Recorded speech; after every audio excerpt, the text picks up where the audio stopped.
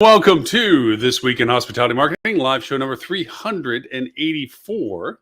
I am your host, Lauren Gray, and thank you so much for joining us. If you're joining us live, if you're joining us on our replays or on demand, welcome to that as well. We sincerely appreciate, as always, your continued interest in what we have to talk about.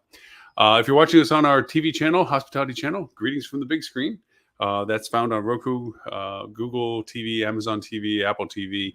Just look for our Hospitality Channel. The live show is always on the free side of the paywall. We do have paid content behind that wall, which is only less than $5 a month, which is pretty cool stuff. And then if you join our Hospitality Marketing Club, you get it for free included with your club membership. So we'll talk about more of that at the end of the show. Really, today, our topic is inspired with conversations that have come home with clients recent weeks, and then some of your emails that you sent us, which thank you so much for communicating with us and sharing content and asking questions and giving feedback and what have you.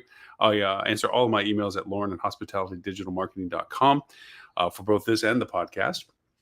But I want to approach a topic that seems to be a persistent question coming through, given every news about social media. And that is, so what do you do with social media in 2023? Next year, 2 weeks away. 2-ish weeks away, 2.5-ish weeks away. If you were to tell us same time last year that Facebook would have had quarter-over-quarter declines in both users and dramatic 25% up loss in value, that Twitter would be a hollow shell of unauthenticated babble, which it's not too far from the truth most of the time, but at least there was some means of bumpers that gave guidelines to authenticity of particular authors and so forth. And that it would be in the shambles of a hollow, whatever the heck is going to be is kind of circumstance, and that another platform would dominate time spent online, a social platform that all of us excluded that there would never be another Facebook or Twitter, but here is a third one, TikTok, that is the number one time consumption online, even ahead of Facebook, even ahead of Google. In its time consumption, and that is under increased scrutiny for its direct ties to its China origins. I would say, wow, no, there's not even a way that I would think that would be the world we'd be living in a year later. But here we are. We are in a disarray as to what social is. His value proposition to us as marketers, our value proposition as hospitality professionals, as to determining how best to use the value of the channel. And I want to bring that down to a very basic level of properties understanding of social. And I want to bring it down to a more fundamental perspective outside of the traditional conversations associated with any paid campaign modalities. And I'm going to target ROI when I say that, return on investment. We are in a transitional period. I think back to times years ago when it was discussed that there would never be another McDonald's or Burger King franchise, that model would not be replicated, that there was an oversaturation of their existences, and there was no way to do what they did again because there was no room in the market for it to be done. And yet, lo and behold, we have Chick-fil-A doing their successes, Subway doing their successes, the pizza franchises, Domino's, and Papa John's fall from grace or whatever. But the market was plenty large enough for other players of substantial size. We've had a live show discussion actually about Domino's not being a pizza company, but a delivery service that happens to have pizza. And we see that more and more trend existing as more and more diversity. McDonald's, if you look back at the historical, in fact, there's a show about the history of McDonald's now, and it wasn't about food franchises. It was about land ownership and franchise yield. And it's a wonderful take on what you think is the business model, but what really is the successful monetization model that these businesses operate in. Social is no exception to that. Social had a model. It was based very asymmetrically against what Google did, and that was a consumer content client monitoring. This data would be used to monetize to marketers, us, to better target what we want to message to people most likely to buy what we have to sell. The beginning demises, two blind spots, we're going to pick on Facebook first, was the under expectation of what videography and short videos and video engagement with their users would be, aka what TikTok does. And the second was their under reporting of what the impact of privacy for the iOS 14 rollout from Apple would have created. They were very quick to point out. First off, they fought it vehemently. Um, they tried every which way to preclude Apple's ability to do this, both legally and financial leverage and what have you, and they were unsuccessful with it. And then they tried to downplay the impact on its value proposition for marketers on Facebook, saying they only represent 10 to 14% of all users in Facebook. It is not a majority of users, so the data will get slightly skewed, but not dramatically. It's a small audience. No. What really happened is they may be a smaller percentage of users, they're a high percentage of purchasers.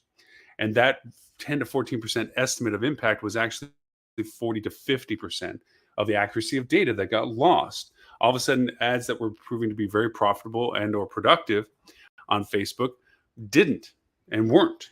And even if they were, there was no way to attribute it to Facebook because they were blind spotted as to the trackability through the iOS security platforms. And as more and more platforms rolled out more and more securities, and even Google was leaning heavily back then into removing third-party cookies, it was turning harder and harder for Facebook to validate its pricing models and costs of platforms. So its revenues started to wane. Add that to the fact that for the first time at the beginning of this year, the first quarter was the first time ever that Facebook month over month did not continue to grow its user base, new users. And so it was on a decline, a contraction of users. Less people were using it than the month before for the first time. And that continued on. Then there was the third dagger to them, which was the over expenditure into their VR campaign. And we know from my discussions on the live show that I've been an ardent supporter of what VR is and can be, but not at the level of what it was portrayed and sold as. And then they misstepped with their recent headset launches, I think, overpricing, under delivering on the actual value proposition of it, so forth and so on. So the figurehead, rich person perspective of they have this oracle of understanding and running a company, yes, based on their previous successes, you would believe that to be true. And you give them the benefit of the doubt when they do things that you don't understand, thinking that they have a vision to something that we don't. But as Elon Musk has pointed out with his Twitter, I question that. It's like, no, I don't think that's what you think it was. Or I don't think you know as much of what you think it is. And he's finding that out with a $44 billion purchase that to me, I have to scratch my head and wonder, is it there's a chaos to this, or is there a contrived plan of a goal? I would think that there's something to it, but it does affect how we as marketers use these platforms.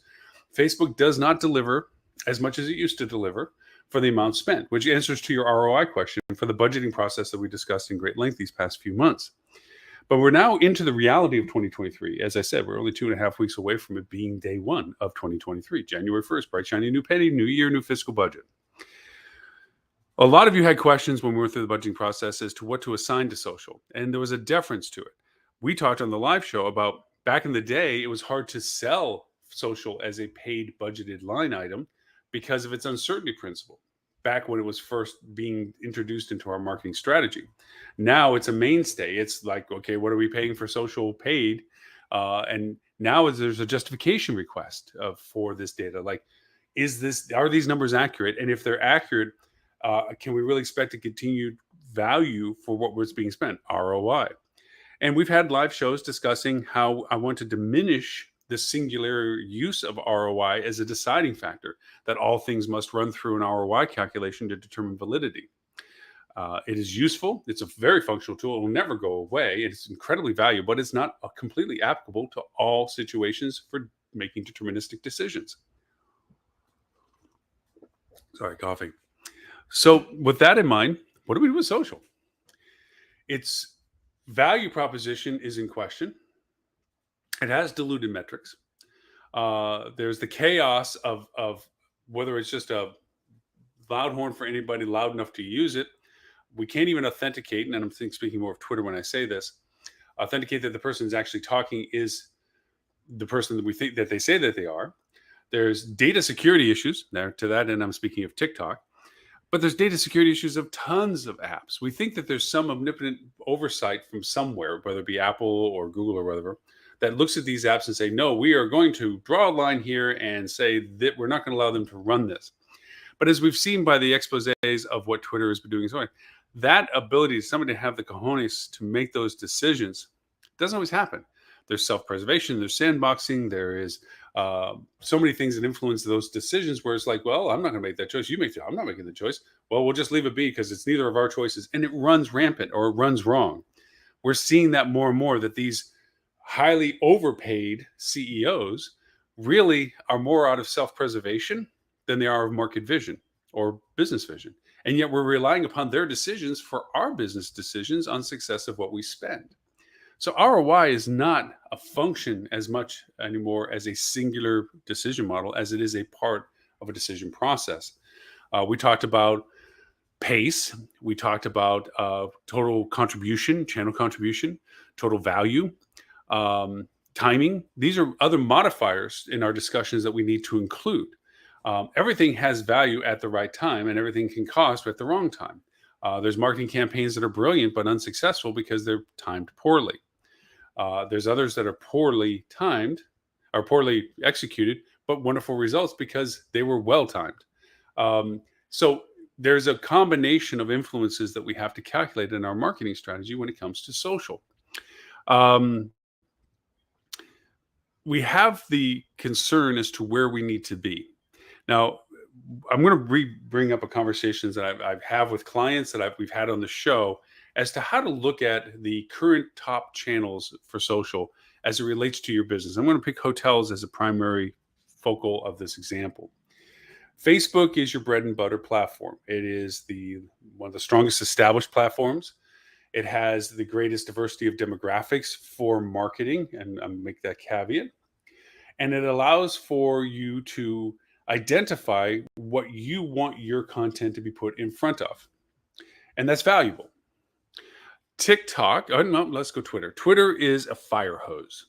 Not many people know how to approach TikTok as a user.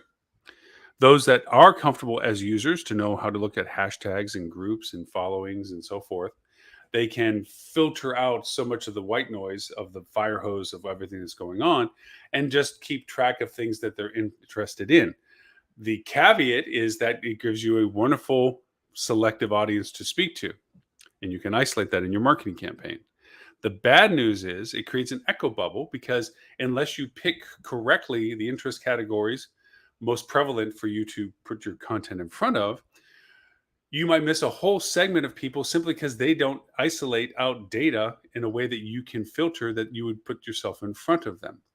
Also, too, the timing sequence of Twitter is much more pervasive to a here now discussion than it is a cultivation of content, stories, engagement, process, discovery, education, what have you, the funnel discussions that we often have.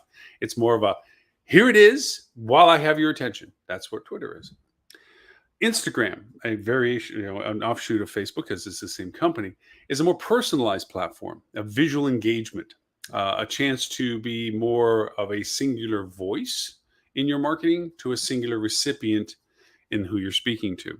You're not communicating, broadcasting almost in a way like you would in Facebook posts and content. You are being very much about, this is what we're wanting to show you, me, us, the entity of the company, to you, the user potential that's viewing us. We don't see this as mass audience where you're in front of on a stage speaking to a group, more of I'm talking to a person or a smaller group of people by the use of Instagram. And so because of that, it requires a more visual creativity for interest. And they have to, of course, discover you. And they have to, of course, find reason to decide that they want to follow what you have to say. And they have to decide that they're going to engage with what you have to say. And that filtering process is arduous and dedicated to the idea that you have the content to support all the efforts going into it. You can't just casually be there. You have to be there consistently and creatively, which lends itself to the discussion about TikTok. TikTok is very much about this opportunity for 15 seconds of fame. I think the most recent example of a TikTok success is the group of people that were stranded in the Orlando airport for their flight to Knoxville. And a group of them, 15 of them, 13 of them, decided that they would all pitch in and rent a 15-person van, throw everything in the back, and make a road trip out of it because they really needed to get to Knoxville by the next day, so to speak. So push an all-nighter and get there. One girl in the group thought it innovative to say, well, let's throw this on TikTok. This is new. This is different. Let's try something different. and they developed 3.8 million views of what they did in their adventures shared with TikTok. And that really is awesome. Now, that's great. But from us as marketing and social, what to use, how does that work for us? How does that transition into to business? It's fun, it's novel, it's interesting. You as a person may individually use TikTok or Instagram or Facebook for that matter. But how do you translate what is done on TikTok into business? Now, it's easy to represent retail because here's the product and here's some sort of fun little thing I'm engaging with the product for you to want this. That can get slightly translated to hospitality marketing, hotels. Here's our product. Here's the cool stuff. That's why you want to come stay with us. But you have to have the uniqueness of the product that validates that. When if you don't have the uniqueness of the product, say you're a mid-tier branded limited service property, how do you translate messaging in a world like TikTok, which is based on interest, which is the creation of virility, okay, to something that's meaningful? Well, the product itself isn't. It's the same branded walls, same branded locations, same built for purpose. If you're by an airport or by a commercial commerce center or something like this, you have the function of the fact that your hotel was placed there because it was a demand sufficient that you could generate revenue for the purpose that it was being built. How do you translate that into something interesting into TikTok? The only other option you truly have, because brand is not an option because you don't control brand, is your people. Taking your team and seeing if there's something about what you do, the daily life of, the creativity of, the uniqueness of your team, and share that where people are interested and willing to see what else you have to say about that, and enough of a basis that they're saying, my gosh, when I'm ever in that city, I just got to go to that hotel and stay there because those people, that's pretty cool. I didn't know that was what the laundry room looked like. I didn't know that's what they had to deal with. I didn't know what this and this, whatever was the inspiration of the content you shared. Maybe they'll purchase with you, but what does that translate in dollars? Again, this is where the ROI does come in. How much work and cultivation of content gets put into it to what you think you're going to get out of it? And if it's one or two bookings and with your overhead, how much does that really translate for the amount of actual time consumption to create? Now, obviously, if people are willing to do this and have fun to do this, and you're willing to have that, we'll talk about the other value to social media in a little bit, which is communication value. But right now, we're just keeping kind of close to the ROI discussion per platform, per usage. One of the other platforms that has been successful for particular reasons, and I would say more for the Smurf market, is Pinterest. It's a closed ecosystem of people on Pinterest only see Pinterest content. So it's not pulling in content from other sources into Pinterest. It is shared in Pinterest, used by users in Pinterest. And it's very visual, obviously. And there's a lot of really very creative ways of creating content and putting in front of people based on what they follow and what they're interested in. Very, very asimilar to the segmentation associated with other social media like Facebook and also like Instagram to a certain degree. But remember, in Instagram, they follow individuals compared to content pieces. So in Pinterest, if you have a visual way of sharing what you're doing that goes beyond the standard, like you don't want to go over and as a hotel, make a Pinterest page and then have one section, our rooms. Yes, no. Yes, it's good to have it there so that people can just, if they use Pinterest for a discovery modality, they'll see content like your rooms to know that is supposedly what your rooms look like still. But that's the only real tangible value to it. Nobody really looks for a hotel room picture per se, unless they have other usages for it that has nothing to do with generating business for you. You might show your restaurant functions. You might show your, but going back to the Smurf value, the real value I've ever found out of Pinterest is when I'm looking at weddings, organizational meetings, where I can share our configurations of what we did, our centerpieces, our table configurations, our banquet room facility usages, things that give them a perspective of what we do for their particular interest, which Smurf related can be your weddings, can be your fraternal organizations, your gatherings, what have you. And for that reason, it's helpful because it's not in the traditional on my website, which it should be if you have control of your website. But as a branded hotel, it gives you, again, creeping back into the second half of our discussion about social, the communication channel so that people can see more about what you say about yourself. And we're going to get back to that in more detail in a little bit. So you have these platforms to the screen. Now, like I said, we've discussed Facebook, Instagram, TikTok, Pinterest.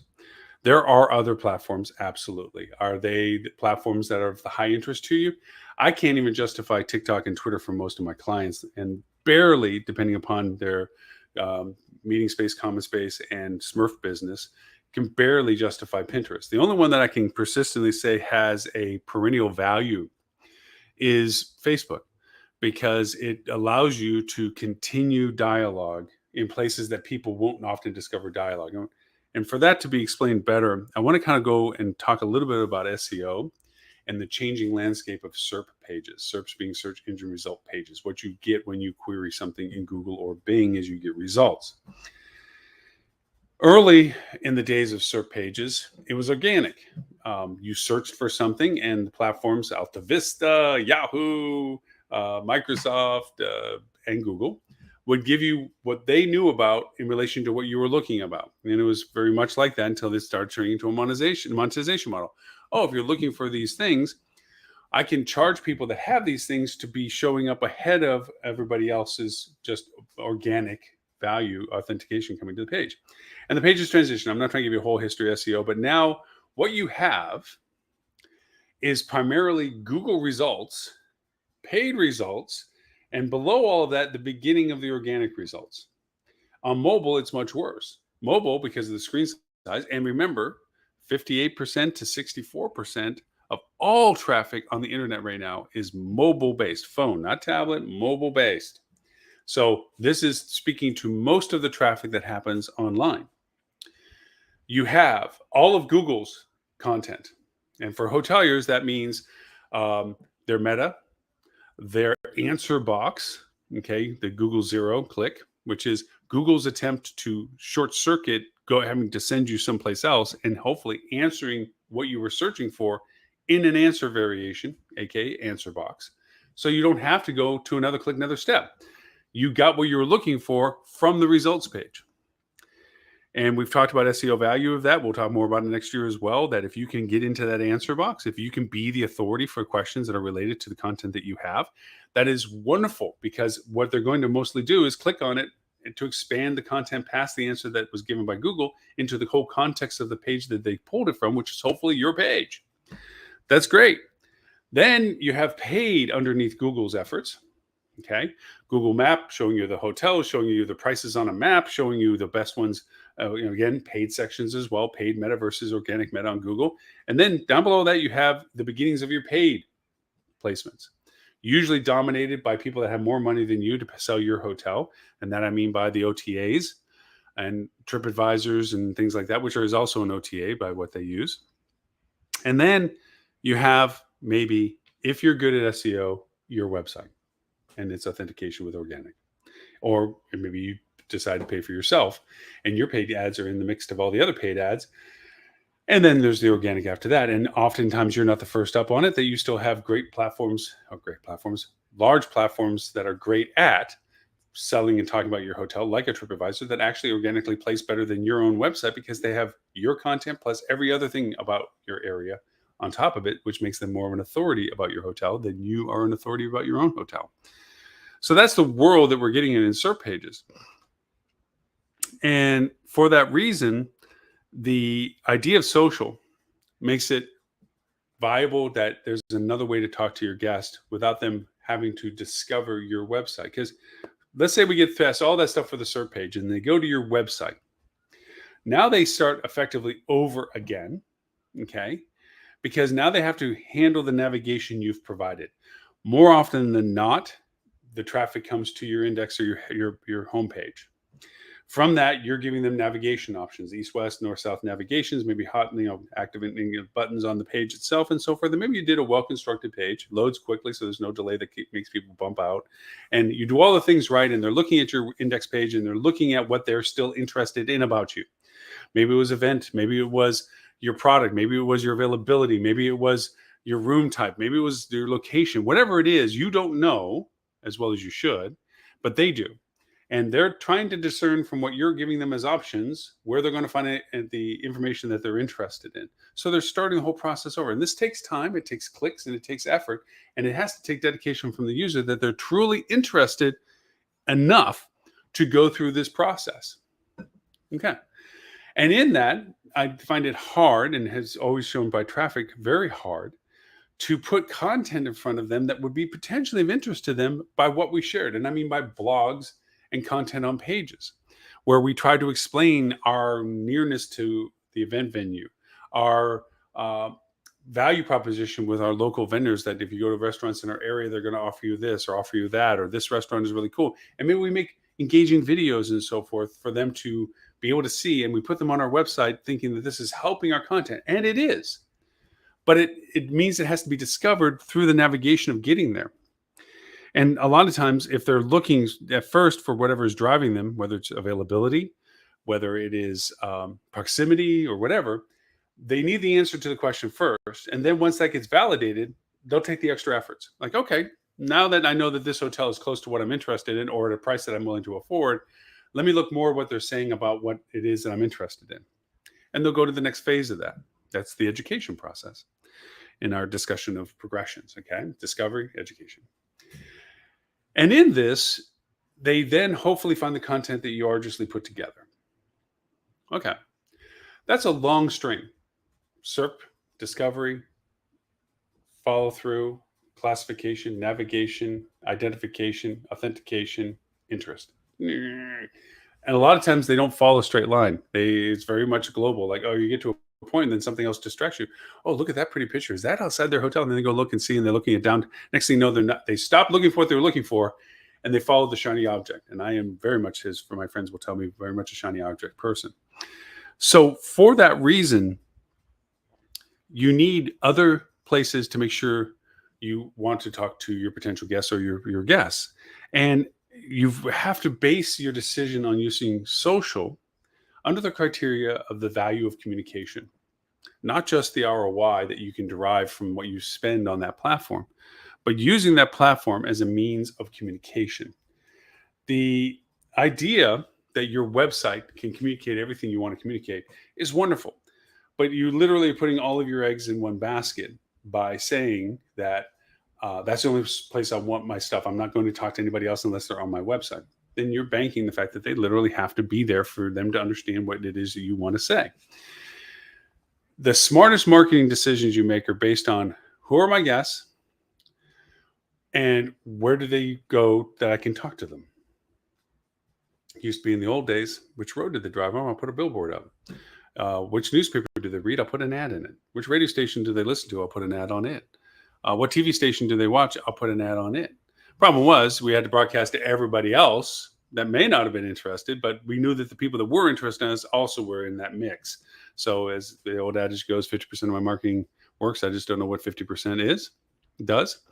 Is very true. And this is what the promise of social had given us for many years, is we know who those people are. We know by how they engage with not just your content, but content that's like you, content that is around you, content that is related to you. We can identify those people and give you that access. If you advertise with us, we'll put your ads in front of those people. That was the promise from social until this year. It's still the promise they're offering. It's the legitimacy of that promise's value that is in question. As I said, the security changes that have happened since iOS 14 for Facebook has really diminished their ability to accurately say that they're putting your ads in front of the best qualified person as they historically had done, because they've lost a lot of the information related to those users because of the platforms that they use, iOS, Apple products primarily, and other products now that are also including those restrictions. And for that reason, that lack of accuracy means you might be spending money on ads being put in front of people that may not be as qualified as they should be or what you would hope to be. And for that reason, your ROI goes down. That's where ROI has a great value, because you can see the metric is like, well, this isn't producing as much as it used to be. The problem we have to get past with that is the new level of acceptance. Yes, it used to be great. In the good old days, it used to be great. It's not the good old days. If you used to get 10-1 and you're now getting 7-1, you're still getting 7-1. Now, there's a minimum threshold, diminished value of return and net profitability that you have to mathematically figure out. But the idea is you're still pulling a profit off. It's just not that much. The two questions that come from that is, one, is that a sustainable ROI? Good. Two, is there other channels for consideration that might offer us a window of opportunity to get in front of our guests via them? That's the ROI discussion. Now, I've had this live conversation with clients, and so I don't mind counting back to the fact that there is a legitimacy question that comes from social media efforts. There's the organic portion. And for those relatively unfamiliar, I know that these are old numbers, but they're probably as relevant, if not optimistic, compared to probably the reality of it is now. But I was told through Facebook at one time that, in general, a person's individual news feed, we'll pick on Facebook for right now, could contain 1,500 items at any one time. Obviously, a person's not going to scroll through 1,500 items. So Facebook decides on all the things it knows about you, which are a little over 55,000 points of reference for individual users. What about 300 of those things should be? The top 300. To make those discerning decisions as to what those 300 items are in this perpetual scrolling newsfeed, 85% of it, 85% of it is related to family and direct friends, people that you interact with and have decided to connect with. What they're engaging with or what they're sharing is things that have highest priority for what goes into your newsfeed. Okay, that leaves what, 15, 16%. 11 to 14%, okay, is about viral content, things that is being shared, the news items of unfortunate tragedy or events or things that there's enough interest and searchability traffic going on with them that it's worthy for them to be placed in news feeds because of the interest level related to the topic. That leaves 2 to 4%, 2 to 3%, if you're keeping math, of pages that the user has expressed interest in. They said, I'll follow this page. And I'm saying this particularly for your hotel or your restaurant. I like your hotel. I'm going to follow it. Okay. For your posting, what you put on your page organically, didn't pay for, but organically, would show up in front of somebody that has already decided, this is somebody that has discovered you, decided to follow, decided to like you, that they're going to put your page's post in front of this user. 2 to 3%. Of the entire 300 pieces that might go in front of somebody. And I can assure you it's not on top of the list either. Now, Facebook says, hey, we're going to do that to the people that are most likely to be the most interested in what that post is about. We have the algorithms to determine that this person, for all the things we know what else they're doing and what else they're looking at, where they are and everything else, that we're going to put your organic post in front of the most likely interested group of people, in the hopes that they enjoy the fact we put it there. The reality is, if they don't get to it, don't see it, that same algorithm diminishes your value index to that user if they didn't engage with your post to a lesser number, to eventually you're not getting put in front of those people that Facebook was so intent on saying were for high value people because you didn't pay for it. This is the organic ripoff that they gave us. Early on, when Facebook was looking for increased users, they were offering away, hey, build a page and we're going to drive people that we think should be interested in your page right to you. Keep telling people to sign up to Facebook, log into Facebook, be a part of Facebook, put Facebook on your websites, get people joining Facebook. And as soon as Facebook got the audiences they need, they said, hey, guys, that's great. We're not going to do the same thing we were doing before. Now you have to pay to make sure you get in front of the same number of people that you were originally organically in front of when we were soliciting you to make people sign up. That's what they did to us. All platforms do that. So the only way to really work effectively in Facebook is paid ad campaigns. Pay to be in front of those people that Facebook says that they are able to isolate and identify through filters, that you can put your ad in front of the most likely candidates. Now, as we already alluded, that value proposition has changed this year and last year, and actually from the year before when iOS 14 first came out. So the value proposition isn't as strong as it once was. The other is that the ROI is diminished because of that, the value proposition of that. But here's a conversation that I have about, well, why do this? Organic audiences don't count. You can have 5,000 followers, which is a large number these days. It didn't used to be a large number. 40,000 used to be a large number. 5,000 now is a large number. Getting people to actually follow you is a big number. And you say, well, I'm building audience, so I have people, and this is going to generate revenue for me. Sure, it could, and it still has the opportunity to do that. But social is not a direct channel. We've had that discussion on the live show many times. Social is an amplifier to all the other efforts that you're doing. It's a validator to find more content and so forth. But the argument about spending money to develop organic content, to spend money on your organic presence on platforms, when purely put through the ROI filter, doesn't work. Never had worked, really, but especially doesn't work now.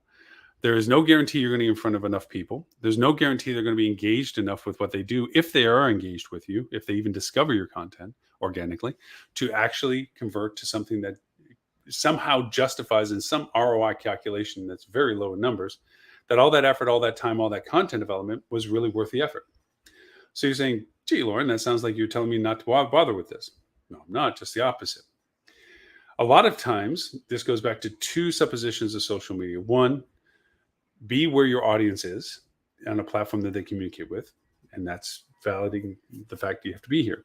If you're going to pay to get in front of people, you need to have a presence on the platform. And that presence is organic. You have a page, you have content. Because if you see an ad and it's driving you off of Facebook to go somewhere, which most ads nowadays tend to do, go to my website, go to whatever, there's a lack of authenticity or trust, maybe more skepticism really, as to where I'm being brought to. I'm less likely to do it. But if it's going to a Facebook place, then I feel that at least Facebook would be overwatching this to know that I'm not going to get sent to some scammy, spammy, junk-filled, I get something infected in my computer place.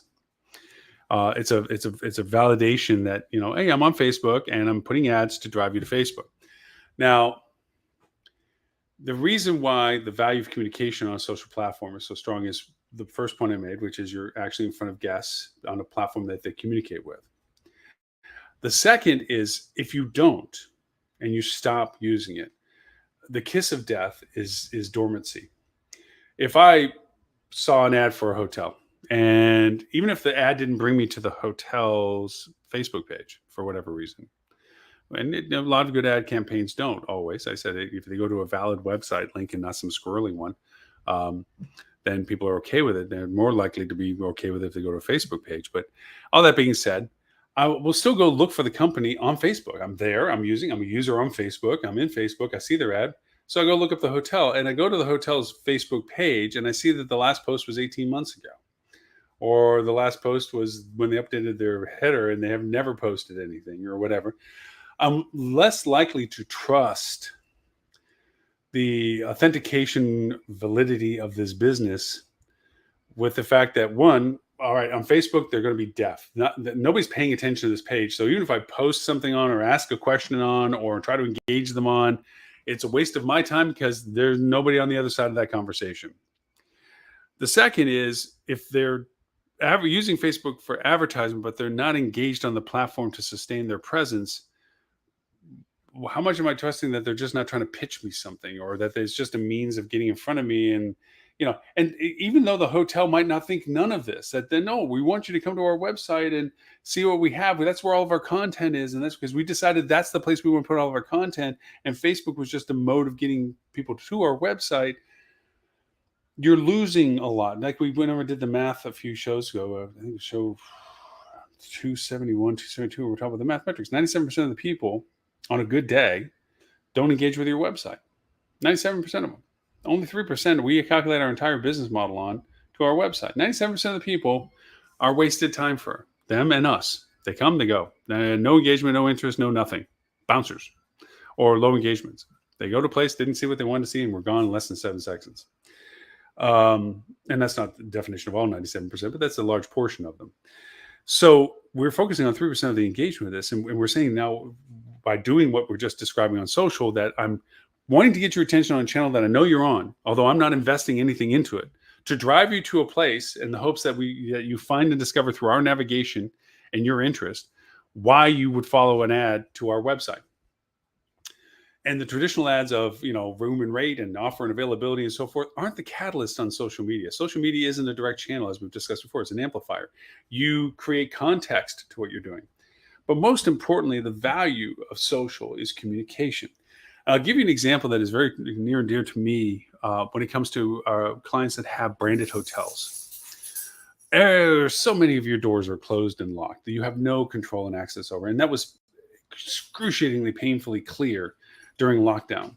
You had no modality for advertising yourself. You had no modality to communicate for yourself. You had no modality to even do anything for yourself, including changing rates, because brand culled out and furloughed everybody on the other side of their phone. And so even if you wanted to offer something, even if you wanted to change content on your web portal, of the little sections you're allowed to have as a brand hotel. Okay, there was nobody over on the other side to do it for you, or even answer your question. Or if anything technologically broke, there was nobody to answer it. So you have no place to put a voice. And I have had these conversations like, if you were a branded hotel and didn't do social, how do you communicate what you do? I mean, you have your branded segment for your hotel, and I can go to it, and there's your hotel on the branded website, and here's your brand approved image, and your brand approved logo usage, and your brand approved images of your rooms, and your brand approved accommodation or common space pictures, and you might have a section on your hours of operation and your food and what your food offerings are by hours and so forth, and whether you're pet friendly. These are all contained, contrived segments, right? And you have a local section. I'm by the downtown and I'm near these certain features. And if you look at the information that's allowed to you, it's a statement with a proximity distance thing. There's more information on Google Local about your hotel and what people say about your hotel, and a map that renders visually how close you might be to something for your hotel. There's even a ranking in Google Local about your scale of score as it relates to local interest items that you don't even get to control, but it's still more information that's offered on your brand site. So how, and that goes back to the original question, how do you communicate as a business that you're just not another box in another place?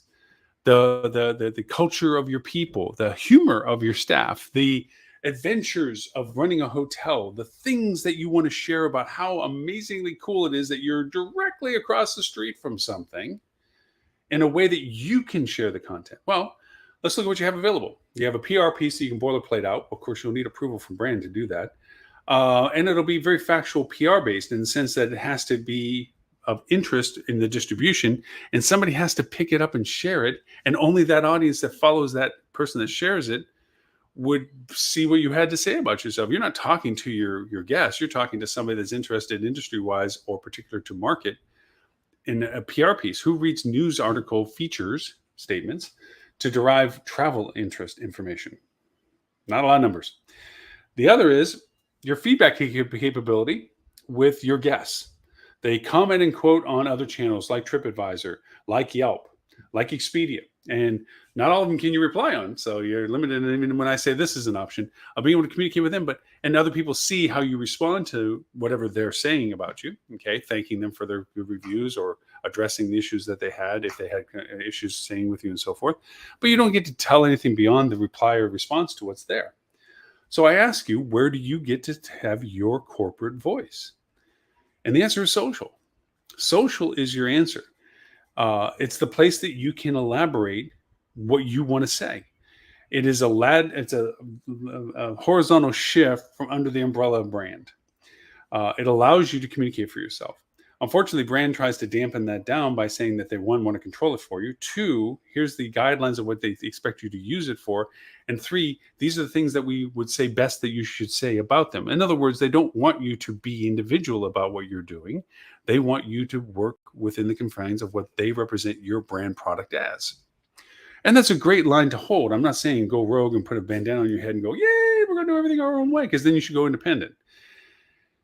You have to leverage the value of what brand is offering you by following their guidelines, but it doesn't mean you have to be them. Because after all, and we've had this discussion for years on the live show, brand sells brand. Your product is a representation of their brand. They don't sell your hotel. They sell their brand, and your hotel is what is the product that they're selling. They're not interested in anything below brand value. What your hotel is, what your hotel does, because they've homogenized what your product is by the brand requirements they have for you. But your uniqueness is not being addressed by their marketing. Your uniqueness of your community engagement, the uniqueness of your team's engagement, the uniqueness of your location proximity to things that you can discuss and show and share, those things are not something that they do for you. Those things are not what they market for you. They're out for standardization, homogenization. I mean, that's the very definition of brand, is the anticipated expectation of what you get when you walk in the door. You will get a cookie at a DoubleTree.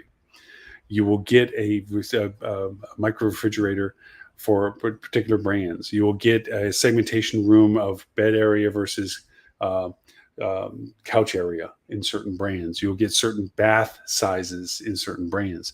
That's what brand is. Now, we used to say that was what sold brand, the old Howard Johnson's Holiday Inn mentalities. Going down a road of uncertainty with a AAA tick list and a map that tells you where your gas stations are on a road you've never been and a hotel that you've never been at gives you the knowledge of knowing that when you pulled into a Holiday Inn or Howard Johnson's, the bed was going to be a certain size, the room amenities were going to be a certain thing, and the level of service was a certain way, and repercussions of going to a larger entity than the hotelier that was there gave you the comfort of knowing that there was reciprocity if there was a problem. That was the value of brand. But the internet and our ability to communicate has diluted that to being now more of an obstacle than it is to be a help. Not in all circumstances. And I'm not trying to advocate that all hotels should be independent. I truly enjoy brands, especially when traveling abroad, because I do expect that anticipated brand conformity and consistency out of any uncertainty principles about independent hotels, because I know how easy it is to make a website, put lipstick on a place that you need lipstick on. So the idea of its value is to be exploited if you're a brand, but it also means to understand its limitations and see what options you have to address those limitations. As with any great SWOT analysis, you're looking at strengths, weaknesses, opportunities, and threats. The idea is use and utilize and leverage what is beneficial to you and exploit the hell out of that, okay, for brand. And the other is to see where the weaknesses are and look at the opportunities of changing that weakness into a strength. And that is where social comes in. Social is the ability to communicate where you don't have another avenue to talk in your behalf. Again, you can always do PR pieces, and that doesn't mean that you're doing social, you don't do PR pieces. PR pieces have a particular value. Guest engagement and responses have particular value. The ability to share uniqueness of what your product, your hotel is a value of social, whether you have 100 followers, 50 followers, or 50,000 followers on the social platform that you choose to be in front of your guests with or potential guests. It's the idea that you have a place to point people to should they be interested enough to want to go look. Ad campaigns on Facebook can be shared to the content you're sharing on Facebook. So say, for instance, an event, and I'll make this example as an example of how social can be leveraged for communication and for profitability. So we settled a little bit of the ROI stuff. And that is, you have an event going on at a venue that is near in proximity to your hotel. Matter of fact, your hotel usually gets the benefit of people coming to events because of its proximity to the event portal. Your brand hotel website does not allow for much of this. They don't have event-driven information that is relevantly timed. And now you can, as a brand, decide, well, I'm going to do a promotional code for a particular event, and I'm going to advertise it. Okay, yes, that's a great strategy. Actually, that's a valuable strategy. And you can ask brand if they have interest, or scratch if they don't. They have no interest in doing that. It's about brand. If you're going to the destination that your hotel is in, we'll show your hotel. That's their brand strategy. It's not about this event. So now, if they will do marketing about the event, and if your hotel is one of those hotels that is in the value perspective of highlighting you and any other brand hotel that they represent, and you know from any brand that you're a part of, that you're a part of a sisterhood, family, or brotherhood of frenemies all over the place. Just look at the Marriott Starwood marriage and know that you are right across the street from somebody you used to compete with, and now they're your frenemy branding partner. And franchise market dilution and everything else, and brand saturation issues that we've talked about for years. So you have to share that space. They're not going to feature your hotel. They're going to feature your hotel with all the other hotels that they have to carry the mountain with about that particular event. You want your hotel success, not everybody else's hotel success. You need your bottom line covered, not theirs. So if you don't have your own marketing campaign, how do you address that? So going into the world of marketing, as I said, promotion for the event, great. But now you're asking people, just don't think about it. But if you're looking for a rate for this venue, here's my button, click, to buy it from me. Doesn't give any information about how you compare to other hotels. Doesn't give you uniqueness that you're literally across the street from gate one, okay? Or right near the bar that everybody goes to after gate one of the event or whatever. None of the uniqueness of what your hotel is represented in anything we're discussing yet. So in all of our discussions about social media, we talk about timelines and stories. How far earlier do people begin looking about this event? How many months? How many weeks? You should know that from, if you've had to handle this event repetitively, if it's a repeating event, you already know when people start peeking at you. And you certainly have dialogued with people who stayed at your hotel saying, oh man, we started looking for rooms since February and it's an October event. You have some reference point just out of the default of engagement. But there's tools we've talked about, and we talk about very much on the podcast, which we'll talk more about today. Our podcast is about social media and the usage of it for communication, just so you know. Sneak peek. We talk about tools that can show you trends, simple free tools. Google Trends is a great one, and you can really get granular with it, where people are coming from, so forth. You have that data in your own database. Where do they come from when they come to this event geographically? What kind of people walk in the door demographically? We've had these many discussions about personas and ICPs, ideal customer profiles, as to identifying these people, so we have some context of who we're looking to chase that come to these events and where do they come from. Now we have an outline of where we need to market to.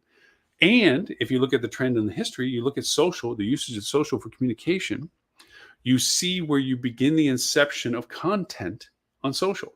Okay, so it takes about 12 weeks before the event that people are beginning to discover the event, educate themselves about the event, become aware of what they are looking at to decide to go to the event. So let's start getting content out there. The 5 things, the 2 things, the 1 thing, whatever the number is, of things you should consider about going to the XYZ event. Or new news, the ABC restaurant opened up, is doing a huge, big after party event, for the event. Here's the information, blah, blah. And these are things you put on social. You have 50 followers. Okay, well, probably not any of the 50 followers, even if they saw it organically, based on the numbers we talked about earlier, are going to even see this post. Just take it for granted. But it's there. It's discoverable now. It's not on a website you don't control. It's not in a review that you got to add it to your answer. It's not in a PR piece that has to go to a select clientele for engagement. It's a place that you can point to, which is the value of social. Even Twitter at this point is like, anybody can put something on Twitter. You just question whether it's authenticated or not, but it's still there. So you put this content on Facebook, you begin this story for 12 weeks. The things you should know, the awarenesses you should have, the fact that you begin to share what you think is helpful to the audiences that you wish to talk to, the demographics you wish to talk to, whether they're part of your 50 followers or not. It's content that's there.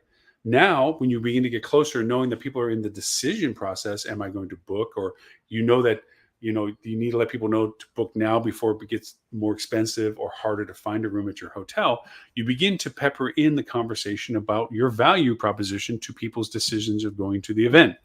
Remember, guys, we're right across the street. We're in staggering distance of the event. Why worry about parking? Why worry about anything? Go to the event and have an absolute blast, and then come right across the street and crash in your room. Great stuff.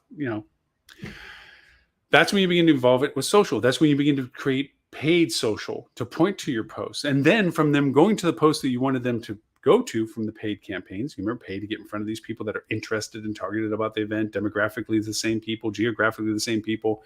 You're putting yourself in front of these people, okay? And they go to your Facebook page, see the post, and now they begin to see all the other posts that you did.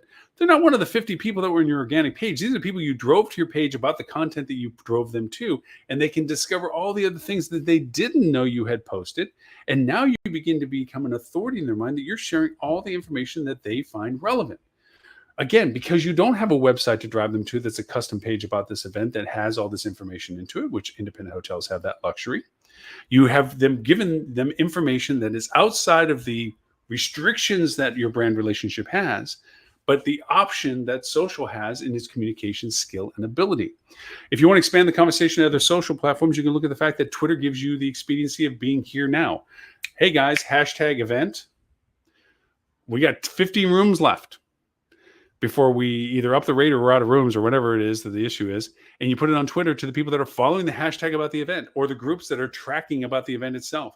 And you use that, and that's an organic post because it goes into the feed. But that organic post means that somebody has to scroll through all of the stuff with that hashtag to have discovered it again.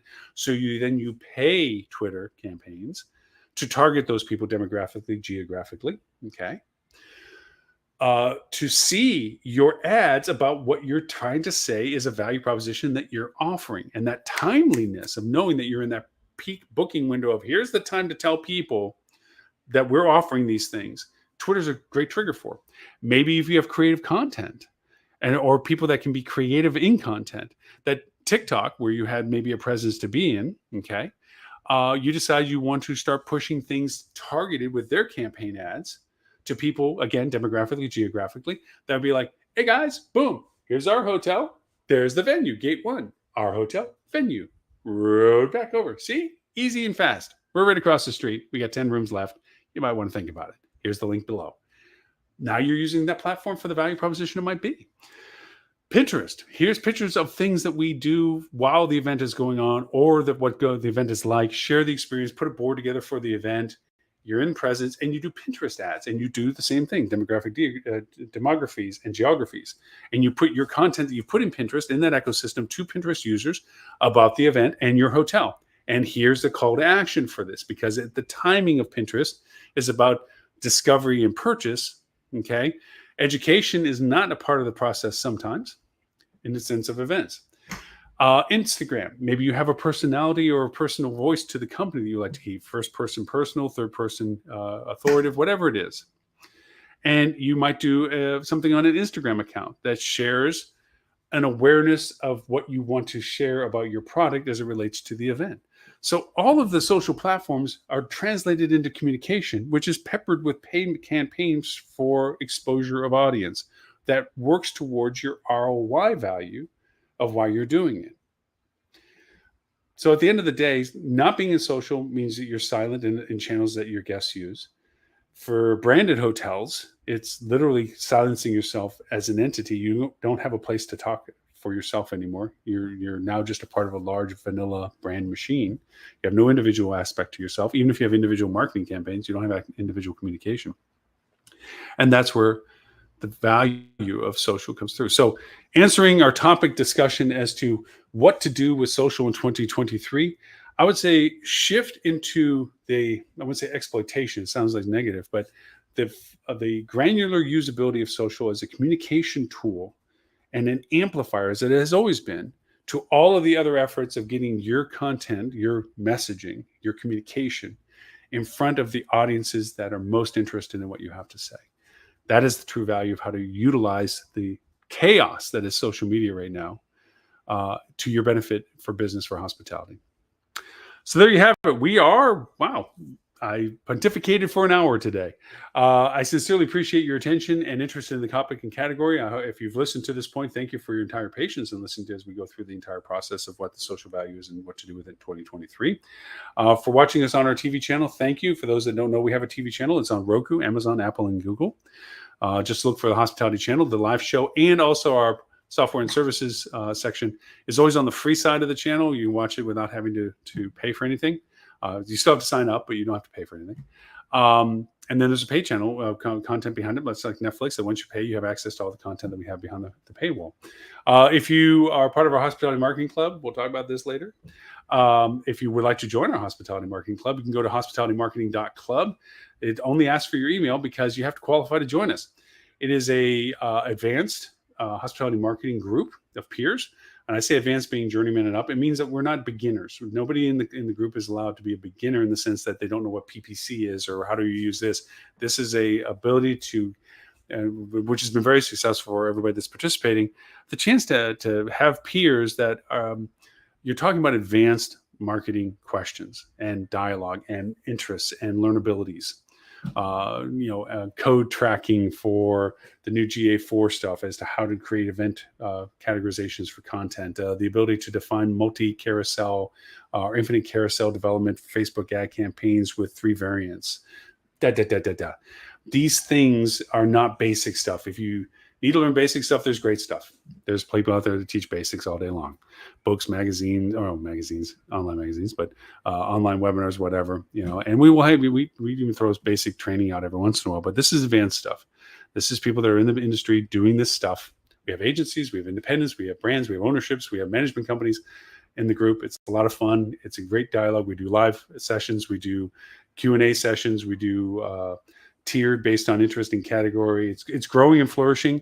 Right now it's free. Next year, when we feel that we get a true sense of the value of the community, that's when we'll change it to a paid relationship, which I think will cultivate even more core crucible of people that are dedicated to the engagement of the value proposition of the club. But I don't mean to pontificate on the club. It's a fun, active thing that for advanced and intermediate users. When you put your email in on the website, I will send you a quiz. You got to get 90% on the quiz. It's only 10 questions, not like super hard, but you got to get 90 on it, which means you have to 9 out of 10 correct. If you answer those correctly, we'll send you an invite. You join the club. You'll join, you say what your interests are, you classify yourself as to your knowledge base, and you'll be gathering with people that are asimilar to them, and you get exposure to people that are advanced and learn more from them. So it's a fun dialogue. Hope you join us. So with that, for everyone that watches us around the world, we will be rebroadcasting this show 11:30 a.m. Sydney, Australian time Wednesday, and 11:30 a.m. London, UK time Wednesday. So we get more, even though we have people watching us from 39 countries and counting all around the world live, which is mind-numbing when you consider the time zones that they're in. But we thank you, each and everyone. Our podcast will have a recap of our show to some degree, and we'll actually talk about, as always, specific tools that we recommend in usage and their actual functionality. And as I said, today will be about social and social communication and the ability to discover means of communication on social platforms. So if you join us on our podcast, which you can find on 39 platforms, Amazon. I mean, you can even actually ask Amazon, Apple, and Siri, Siri, Alexa, to play Google Assistant to play the Hospitality Marketing Podcast, and it'll play the podcast for you. Which we get a lot of our listeners actually from using those platforms and not just going to podcast platforms and playing from there. So with that, my name is Loren Gray. I thank you for the privilege of your time, and I look forward to talking to you all next week.